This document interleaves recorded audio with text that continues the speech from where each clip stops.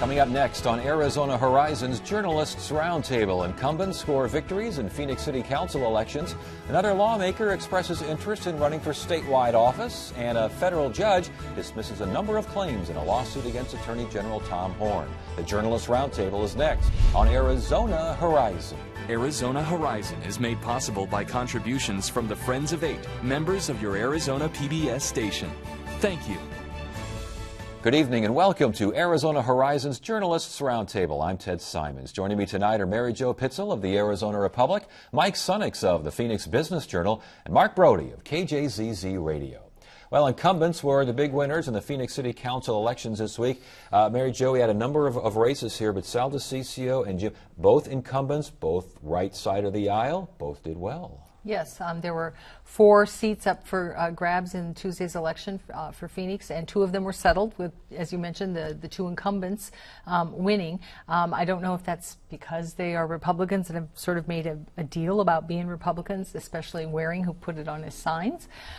These are nonpartisan elections, or if it's just the familiarity of knowing, you know, this guy's been my council member and they're well known in the district. Yeah, surprised that the Republicans, or at least those who lean right and make it known that they lean right, did so well in city council elections. Well, like Mary Jo said, the districts are favorable towards them. DiCiccio has huge name ID. I think that was kind of the deciding factor. That was in that race. That was the most high-profile race. He had a lot of Democrats get behind his opponents. Greg Stanton was involved. A lot of unions, the firefighters came out against Sal on that, and he won by a decent amount for that race. It was tighter than the Waring race, obviously, which Waring won by a wide margin. But I think you're going to see one of these guys maybe look at running for mayor out of this, one or both maybe. I want to get to that in a second here, but as far as the DiCiccio, was there a message there in the DiCiccio election?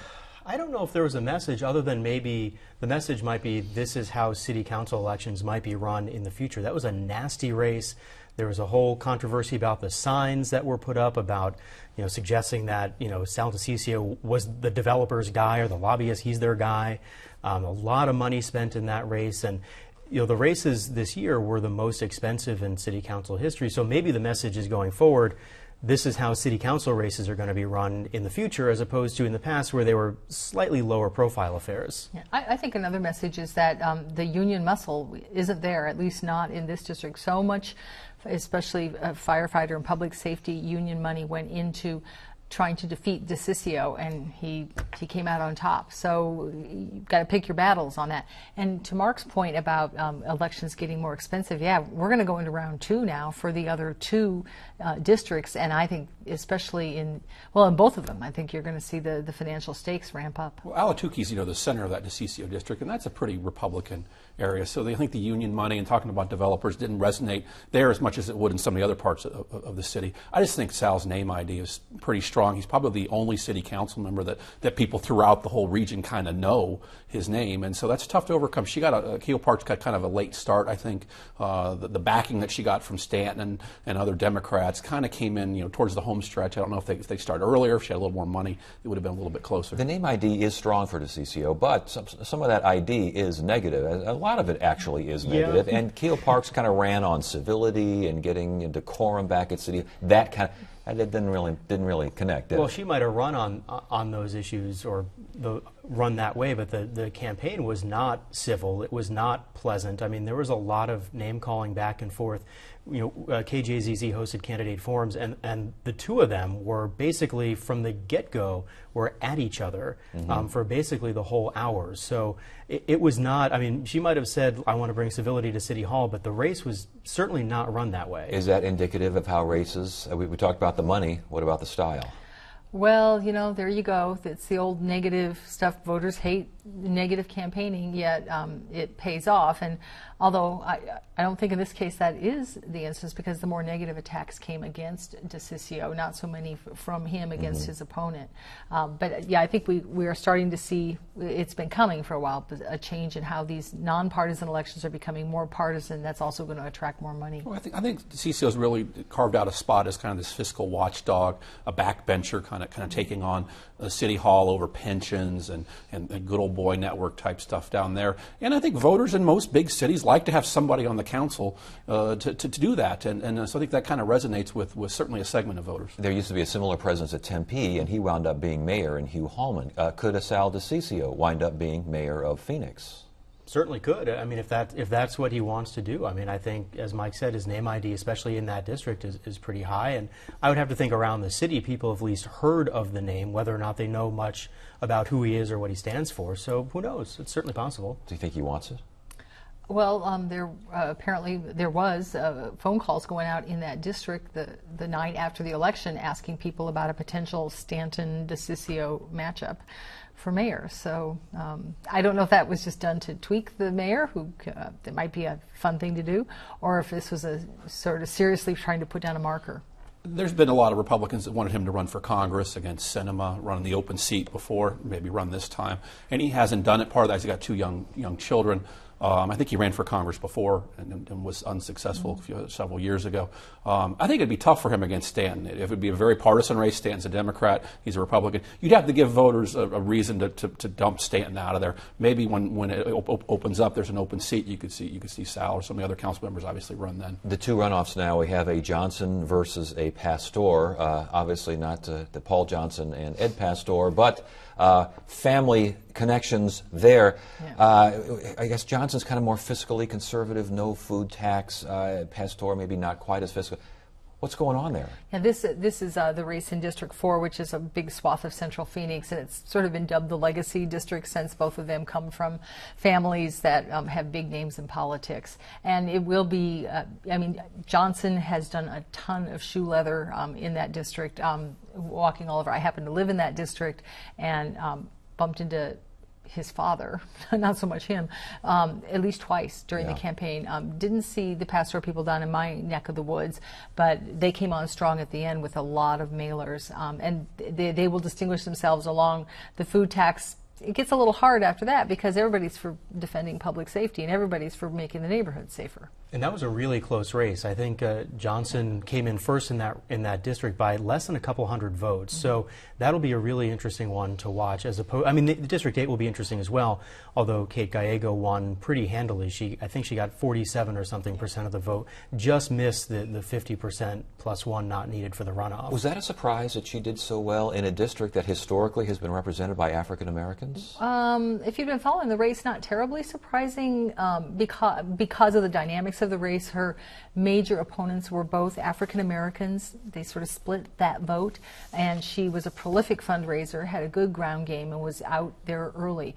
But going forward, as she runs against Reverend Warren Stewart for the seat, I think the dynamics start to shift. It'll be interesting to see how that works out in the Johnson Pastor race, the demographics, white Anglo versus Hispanic voters, and where all the Lujan votes. Lujan finished third in that race. If they all go, a lot of people think they might go to Pastor, and that might give her a slight advantage. But that'll be interesting to see how that'll be close between those two. Was that a surprise, Lujan finishing a distant third? I mean, this is someone with name recognition. I think name recognition, among people who follow state government, and I'm not sure how many people there are who do that in the general public, but by all indications, he had kind of a tough time raising money. He had some good endorsements, but not a ton of money.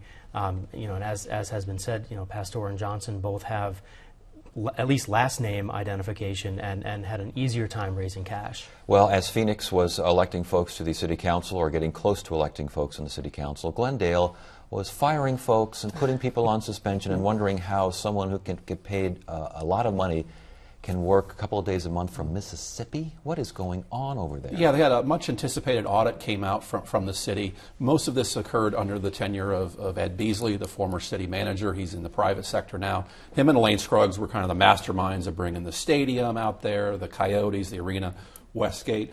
And it really showed a lot of problems went on out there.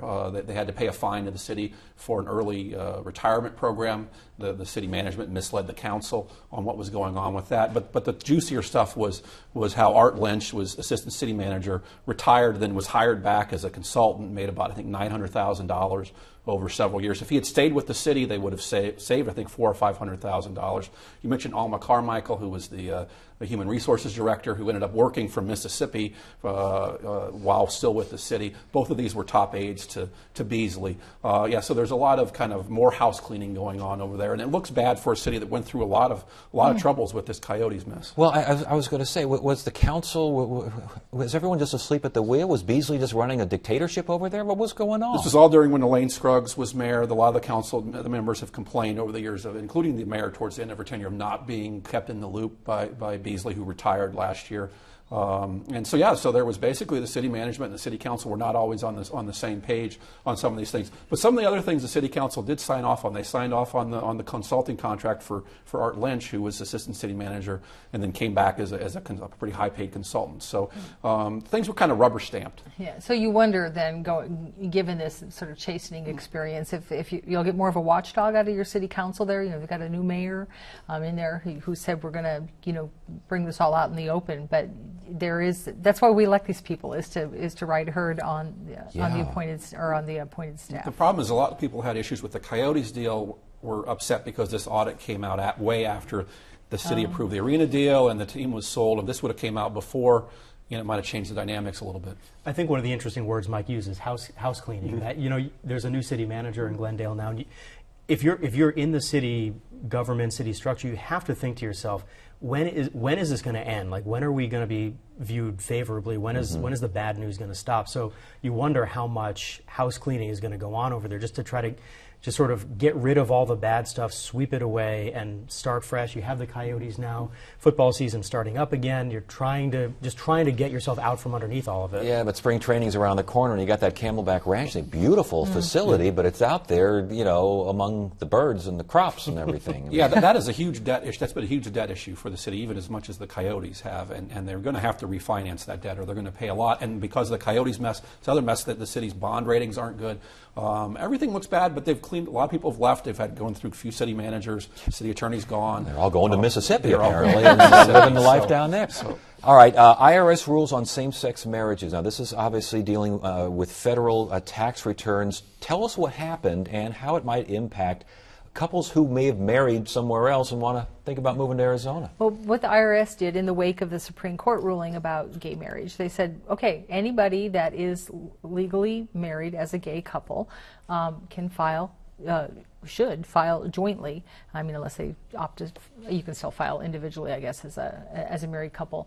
But that sets up a dual-track system when it comes to Arizona. So if you are a gay couple in Arizona, you've been married. You can't be married legally in Arizona, but if you're married legally elsewhere and you reside here, you can file your federal taxes jointly, but your state taxes still have to be filed individually, which one accountant told my colleague Aaliyah Rao, well, the way you do that is you sort of do a shadow state income tax return as if you were filing jointly or you do a shadow federal individual income tax form as if you were filing singly, so that you can move the federally adjusted gross income. Anyway, it sounds very complicated. Bottom line is it's not expected to make much of a difference one way or the other in terms of savings. I mean, there's something strongly symbolic in saying you can file jointly as a married couple. I would imagine some of the same-sex opponents, conservatives, Republicans, probably challenge this, saying the IRS, overstepped their bounds and kind of setting this policy. This has been, it's a constant kind of fight between legislative and executive branches, what they can do on what an executive can do on their own, what an agency can do, and what has to have some kind of legislative approval or written into law. As long as, since Arizona's tax form is tied to the federal one, and any challenge would have to happen on the federal level. And in terms of symbolism, what does it do to maybe yet another push to legalize gay marriage in Arizona? Well, there's a push to get it back on the ballot next year, which doesn't seem to be going all that well. But, I mean, I don't know. It's tough to say. I mean, something like taxes, other than as Mike said, maybe somebody saying the IRS overstepped its bounds. This doesn't seem to be something that, other than the symbolism and maybe the ease for some folks of being able to file jointly, I'm not sure this is going to going to really move the needle on same-sex marriage. Yeah, I think the fight's more at the national and the federal level, and see if they can invalidate all these other, if the courts will invalidate all these same-sex marriage bans in all these states. All right, and we move now to marijuana possession, and again, feds come down, and there's going to be some fights between feds and states here because guidelines have changed. Who wants to take this one? Well, basically, what the Department of Justice said to Colorado and Washington, both of which have legalized recreational marijuana recently, we're not going to go after you just for this. We want to make sure that you're not selling it to kids, that revenue isn't going to cartels and other bad stuff that shouldn't be happening anyway. But as far as some guy smoking a joint on the street corner, we're not going to go after that person. We have bigger things to worry about. One of those prioritization kind of deals. We saw something similar when it came to illegal immigration. Well, yeah, they're going to say they don't really, the federal drug laws that make marijuana legal, they don't apply in certain circumstances, and that's been the reality under a number of administrations, Republican and Democrat, during these medical marijuana debates. But this kind of pours more water on critics of medical marijuana here, the governor, Republicans in the legislature, who always bring these federal things up. Well, if a county official approves a permit for a medical marijuana clinic, we're going to get prosecuted under federal law. So it kind of pours water on that constant argument that comes up from the opponents. And that's still out there. That suit, the county suit against the clinic, the White Mountain Clinic, I think that's still out there. Impact of these new guidelines on that? Well, certainly it could be entered into the argument that it suggests that the feds aren't going to go after a clinic for if it follows the rules that the state set up for dispensing medical marijuana. It's just not going to get that kind of scrutiny. It's another incremental victory for folks that want kind of a full decriminalization or legalization of marijuana beyond the medical stuff. And I guess the Superior Court judge already kind of ruled for the clinic, and I think it's an appeals process now, so you got that going. But last question, as we mentioned regarding same-sex marriage, the idea of getting a Colorado-Washington kind of a deal here in Arizona, does this help that? That's a really, really good question. I think voters have approved these things a number of times. A couple of them got tossed out on technicalities or those types of issues. I think it's more likely to see further marijuana legalization than same-sex marriage. Oh, really? Yeah, I do. You agree with that? Don't know. Don't know. I do remember, though, that when medical marijuana passed, it was very, very close. So I think the idea that voters here are ready to legalize recreational marijuana, I would be skeptical of the argument that voters here are ready to do that, especially even with this new DOJ information.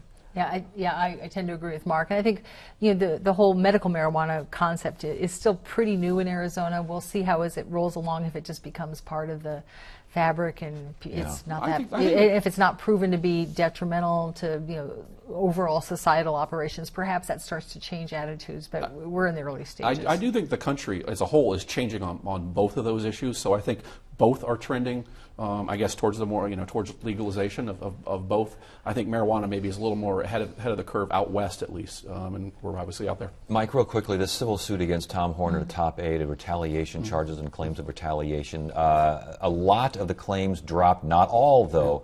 So this thing moves forward, a little fractured, but it still moves forward. Yeah. The whistleblower, Meg Hinchy, I think her name is, filed a $10 million claim that she was over being retaliated about talking about Horn's activities. A lot of it got tossed, but a lot of these cases, if it's the private sector, they just settle, it goes away. But Horn wants to run for re-election, and so if you settle something, you're admitting guilt in the kind of the public realm, so it's a little more touchy. So this is going to move forward, and it could have a big impact on the Attorney General's race, whether he faces a primary opponent in Mark Brinovich, the gaming director, and whether Felicia Rollini, who gave him a tough time last time in the AG's race, has even better odds to knock him off this time. It sounds like the judge tossed discipline without cause and emotional distress and her privacy violated, but he let stick the idea that she may have been defamed because she was called a liar, a perjurer, and intimate with one of Tom Horn's opponent there and the attorney. I mean, these kinds, that doesn't look very good for Horn. No, Horn's had a lot of these issues of legal issues, but they also are in the public relations realm. The thing about the aides that he's hired, the FBI following him around, and his little hit and run fender bender in the parking lot. None of this looks good politically. Legally, we'll see what happens. Right. And it speaks, it says something about how the office is being run, what he's doing while he's Attorney General. Certainly there are the prosecutions and all the things that the press office, churns out there, but his own troubles, that does not seem to eclipse his own problems. And the office is quick to point out that going ahead with the suit does not equal validity. And we should also point out that I think Yavapai County, they still have what the FBI found in the first place that she gave over to.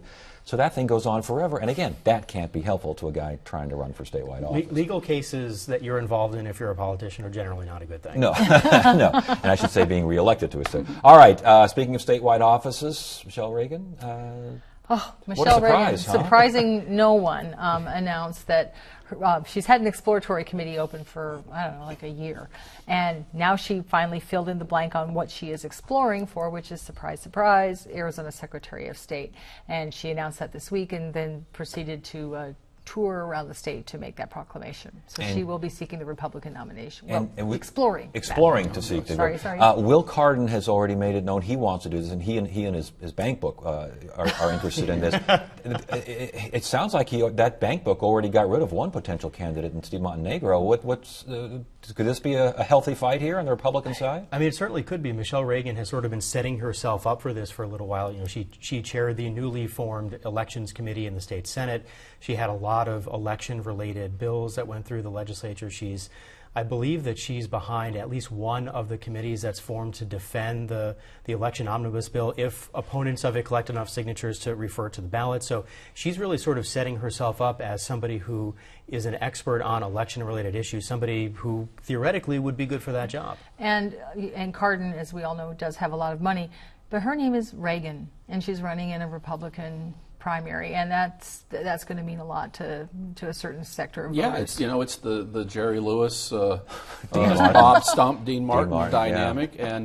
and Michelle's got a lot of some bills through the legislature. She's taken some moderate stances on some stuff. Well, I was going to say, talk about those bills. Will those bills help her? Will those bills in a statewide race? I think so. If in the primary, if it becomes an issue, then it could hurt her because she's taken some moderate stances on some spending issues, on immigration, and those types of things, and that could go against her. And here's one that'll hurt her, I think, in a primary, is that on Medicaid, she was sort of on both sides of that vote. She voted for it, and then she voted against it in terms of Medicaid expansion.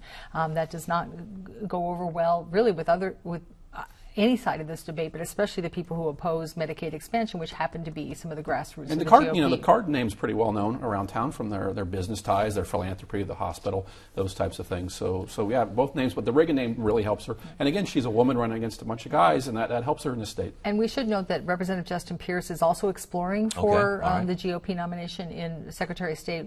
We haven't seen him be frightened off yet by a Reagan or by the Cardin bank book. What about a Leah Landrum Taylor or John Holbert on the Democratic side? I mean, obviously neither one has announced yet, but there seems to be rumblings and rumors. Could that become a contest in the general? In the general. Well, it certainly in a general, yeah. Well, would a Democrat, in other words, does a Democrat even have a chance in a race like this? I think it really depends on who it is and what the sort of the dynamic is as we're leading up to November of next year. That's a long time away from now, and Leah Landrum Taylor still has another session to go, presumably in the legislature. There's a lot of stuff that could happen there. So, and there could be other candidates jumping in as well. So who knows? Yeah, if it's Cardin that advances, he didn't do so well. When he ran for Senate, he couldn't get out of his primary. If it's Reagan that advances, and she gets into a general election, she's tightly tied to the omnibus election bill that Mark referenced, which is likely to be referred on to the ballot, and so the whole campaign to either support or kill off that bill will probably be linked to the Secretary of State's race, regardless of who's the candidate. I think if you had a higher profile Democrat, Terry Goddard's been mentioned for maybe running for another statewide office.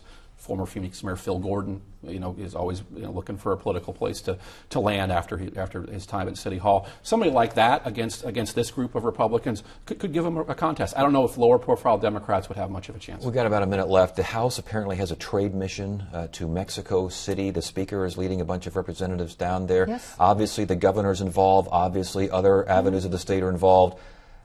Well, Speaker Tobin's going to lead 6 members of the House, Democrats and Republicans, and some business people down to Mexico City. They want to repair Arizona's image in the capital of Mexico and try to open it up for business opportunities.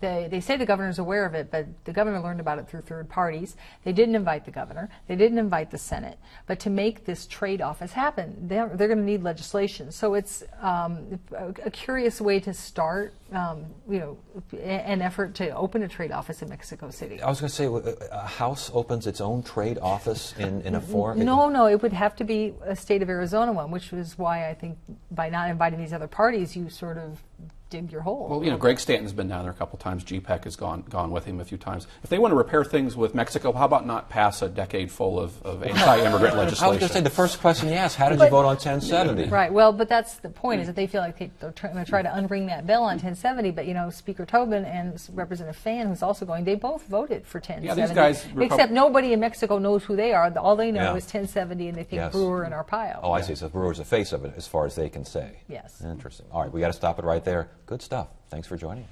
Monday on Arizona Horizon, we'll hear from a university professor who thinks it's time for American Indians to have more of a say in American Indian history. And we'll learn about a book that chronicles the oral history of the Yavapai Nation. That's Monday on Arizona Horizon. Tuesday, U.S. Representative Kirsten Sinema will be here to discuss a variety of issues. Wednesday, a debate on government's role in economic development. Thursday, we'll hear about a Phoenix dance company that's gaining international acclaim. And Friday, it's another edition of the Journalists Roundtable. That is it for now. I'm Ted Simons. Thank you so much for joining us. You have a great weekend.